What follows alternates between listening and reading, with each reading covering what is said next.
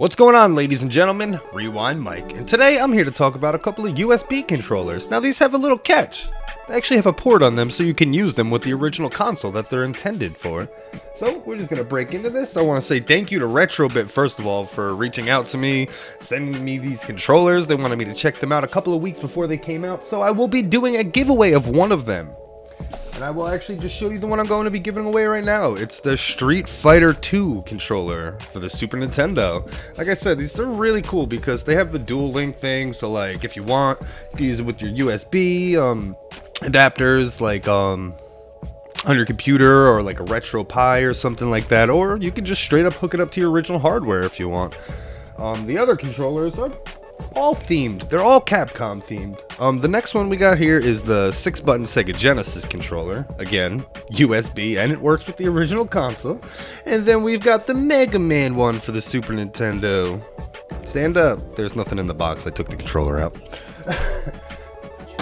So there we go. Now I've kind of already took them out of the box. I took the Mega Man one out, so we're going to talk about that one, and we're going to talk about its build quality. And, here it is. This is the controller. Here's the wire. Here's the wire.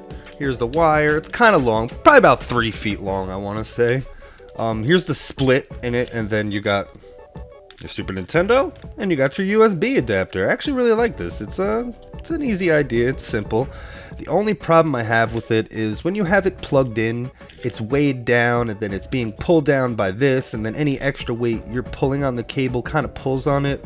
And anybody who grew up in the 80s or 90s, you walked around with a pair of headphones or anything like that.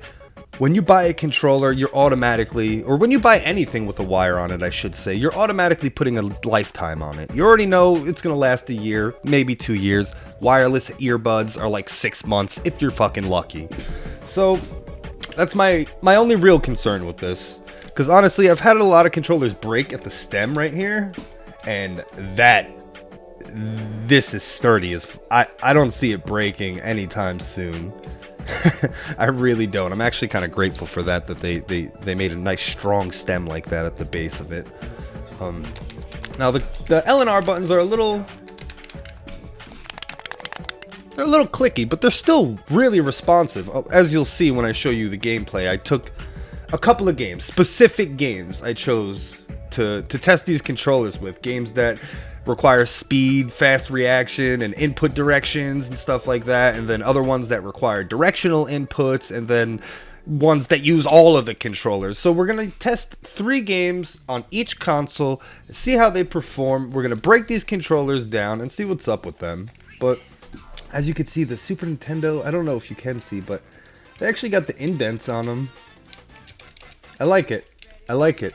The D-pad feels like a SNES controller does because I compared them. They feel the same. They're not, it's just a little bit newer, so it's a little bit stiffer at first, but it didn't keep me from, enjoying any of the games that I played with it. And the buttons are good. The buttons are good. This is actually probably one of the best third market, after party, whatever controllers I've ever felt for a retro console. Usually these things are shovelware. They're absolute shit, but this actually feels really nice. Alright, now I guess I'll open up the Sega Genesis controller. It only makes sense, right? You guys probably want to see it. Now I'm not going to open up the Super Nintendo Street Fighter one because I want to give that away. I want to give that away to one of you guys. And boom, there we go. Sega Genesis controller, here it is. This is it. I got one problem.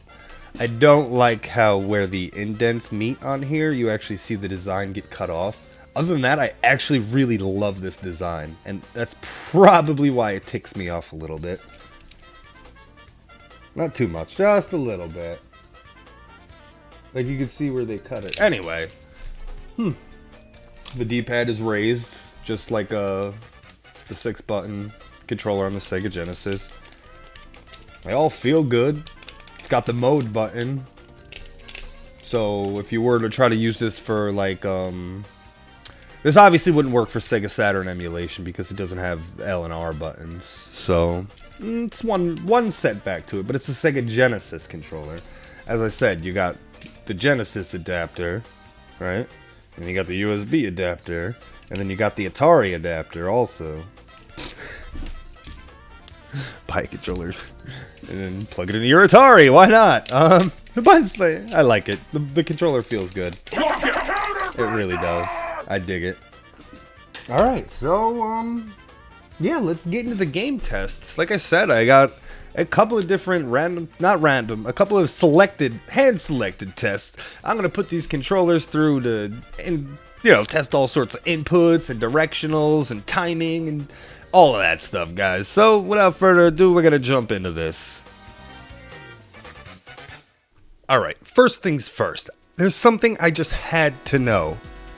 I would already assume that these work with, the consoles and with emulators, but how does it work with Steam games?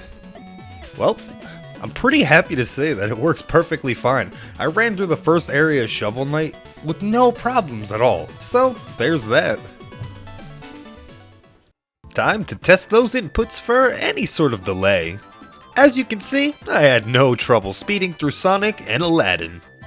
It didn't even seem like I was using an aftermarket controller at any time. They're quite comfortable to hold and responsive. There was never a time that I had to smash on a certain button to get it to pick up my input or anything like that. Hell, I was even able to do one of the tricks in Sonic that sends you flying out of the first loop.